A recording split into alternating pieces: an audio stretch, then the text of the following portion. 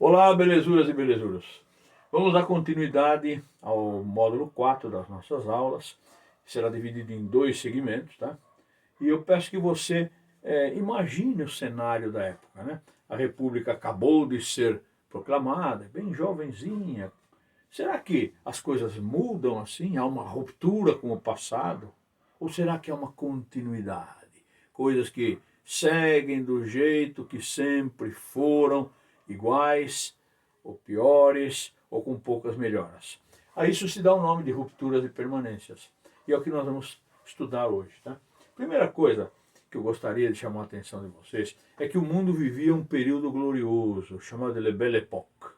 Bela época, época maravilhosa, feiras em Paris mostrando as mais ricas novidades em todos os campos, as inovações científicas, carros, é claro que aqueles carros antigos que também eram lindos, né? Objetos de desejo da classe mais rica. Né? Era uma época maravilhosa. Essa época é chamada de La Belle Époque.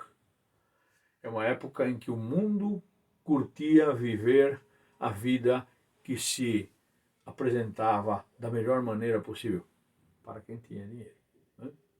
No Brasil também ocorreu isso. Claro que os senhores plantadores de café, os que plantavam cana, também no ciclo da borracha, que estudaremos depois, eles usufruíam os benefícios dessa Belle Époque. Né? Urbanização começando a mudar. Né? No Brasil começa a se desenhar o desejo, e isso é triste de falar, do branqueamento da população. O que era branqueamento da população? Um país onde havia muitos negros, um contingente muito grande da população, era de cor mais escura. E aqueles que tinham essa mentalidade da inferioridade, o chamado determinismo, que emporcalhou a mentalidade humana até cerca da Segunda Guerra Mundial, e alguns ainda pensam assim, de que os negros eram inferiores. Portanto, isso precisava ser mudado. Começa a rolar uma ideia de embranquecimento da população. Eles achavam que trazendo os estrangeiros para cá, nós teríamos ao longo do tempo uma miscigenação, uma hibridação, fazendo com que o povo ficasse mais claro. É horrível falar isso, mas é como eles pensavam. Né? Mas nessa ideia de rupturas e continuidades, quando nós começamos a pensar nos escravos propriamente ditos, o que aconteceu com eles depois da proclamação da República? Rompeu-se aquele ciclo de sofrimento? Ou teve uma continuidade? São rupturas e continuidades a serem estudadas. Vamos falar um pouquinho deles, tá? Destino dos ex-escravos. Analfabetos, paupérrimos, em situação de péssimo condicionamento domiciliar, não tinham casas adequadas, né? Saíram da senzala, vai colocar essa gente aonde? Eles estavam soltos, largados à própria sorte. Imagine, proclamou-se a República, vivíamos em dias de libertação dos escravos, mas os escravos continuavam escravizados à miséria.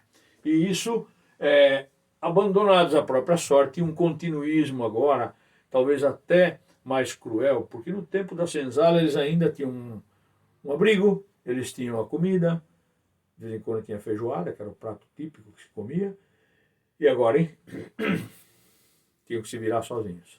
Então, rupturas, libertação da escravidão, continuidade, continua a mesma coisa. E agora vão começar a chegar os imigrantes, a ideia era branquear a população, né?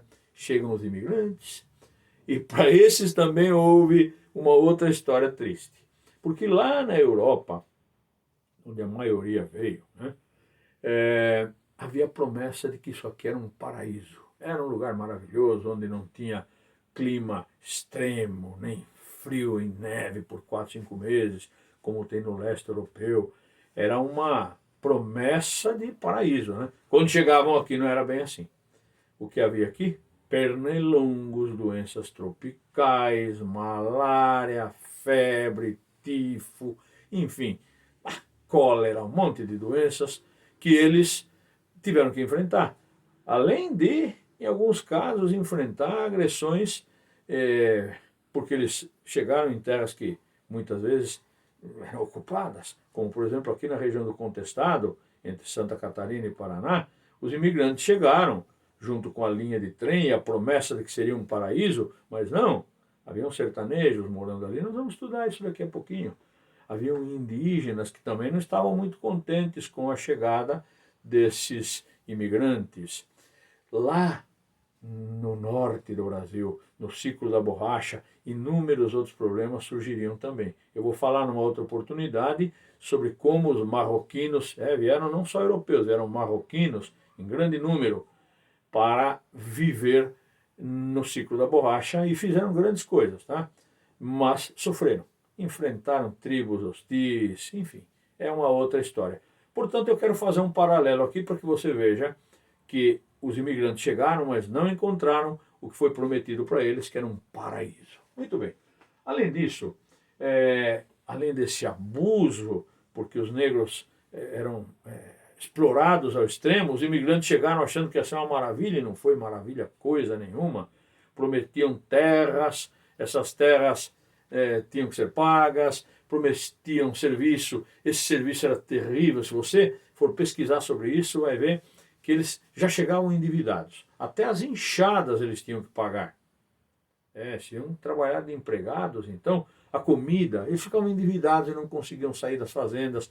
Foi um período bem triste para os imigrantes. Esse é um capítulo também a ser estudado em detalhes. Então, pobreza, e em seguida vai surgir um fenômeno chamado favelização. Que será isso?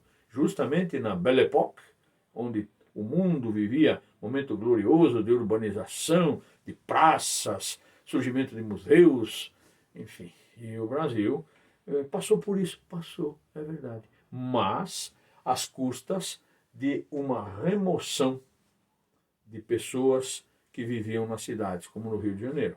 A industrialização chegou, foi lenta, gradativa, infelizmente o Brasil nunca decolou nessa área, e até o início da Primeira Guerra Mundial dava a impressão que ia. Quando acabou a Primeira Guerra Mundial, houve uma queda, porque os países voltaram a produzir e o Brasil, que tinha começado a se industrializar, também encontra dificuldades, né? Mas isso também falaremos depois. O que nos interessa é enxergar o cenário. Negros largados à própria sorte, imigrantes tentando uma nova vida num paraíso às avessas, industrialização surgindo, cidades sendo modificadas e sendo preciso tirar as coisas feias de uma cidade, porque a Belle Époque não permitia pessoas feias, negras, casas feias, sujas, num lugar que deveria ficar bonito. Portanto, inicia-se um período de repressão, de retirada, de remoção de tudo aquilo que era feio. Casas feias, pessoas que eles julgavam serem feias, tá? E nisso, com essa ideia de que toda vez que há movimentação com indústrias, construção, há trabalho, muitos vinham para cá. Vinham para cá de dentro do país, não apenas os imigrantes, mas nordestinos fugindo da seca, vinham para os principais polos, né, como São Paulo, Rio de Janeiro e Belo Horizonte, aqueles lugares onde estavam surgindo oportunidades. Especialmente no Rio de Janeiro, ocorre um fenômeno muito triste, porque ali haviam casas onde as pessoas viviam amontoadas, chamadas cortiços. Até um livro que fala sobre isso. Esses cortiços eram imundos. Um banheiro para diversas famílias. Num quarto vivia pai, mãe, vários filhos, como era típico daquela época, numa sujeira muito grande. Isso precisava ser removido. Então, além dos retirantes que vinham arrumar emprego, os imigrantes que vieram para cá e começaram a sofrer tremendamente. E como será que era a vida desses operários, hein, que vinham para cá? Aqueles que foram trabalhar na roça, vocês já sabem que não foi fácil. Os negros, você já sabe que as rupturas e continuidades continuaram sempre desfavoráveis a eles. Havia o que mais? Longas jornadas de trabalho, 16, 17 horas por dia, baixos salários, moradia sem as mínimas condições, os cortiços, que depois viriam a ser demolidos e essa gente toda empurrada para as favelas, a famosa favelização, exploração do trabalho infantil e feminino e proliferação de doenças. Isso vai dar um problema tão grande, gente. Essa favelização sem saneamento básico e o próprio Rio de Janeiro, ainda na sua fase inicial de reurbanização, com gravíssimos problemas urbanos sanitários, né? Mas a chegada dos imigrantes traz algumas coisas interessantes. Os imigrantes tinham uma cabeça um pouco mais iluminada por ideais europeus, ideias como comunismo, anarquismo, e quando chegam aqui, ao virem para as cidades, começam a falar, não dá para aguentar essa vida, não. Começam a fazer greves. Ah, eles trazem a ideia de greve. O negro jamais faria isso, senão ele apanhava. Mas os europeus não. Eles encararam, eles peitaram, fizeram manifestações, contestações, fundaram jornais, sindicatos, lutavam por direito dos trabalhadores com ideologias nem sempre simpáticas aos senhores da aristocracia, aos oligarcas do café. Ideologias como o comunismo eram antagônicas completamente a esse ideário dessas pessoas. O anarquismo também, imagina, viver sem governo. Bom, juntamente com esse caldeirão de novas ocorrências no país, o fenômeno da demolição dos cortiços, da remodelação das cidades. O Rio de Janeiro e São Paulo, em especial o Rio de Janeiro, passa assim por uma verdadeira um cataclisma, uma metamorfose e a expulsão desses trabalhadores que já não estavam contentes. Obviamente, isso vai dar problema.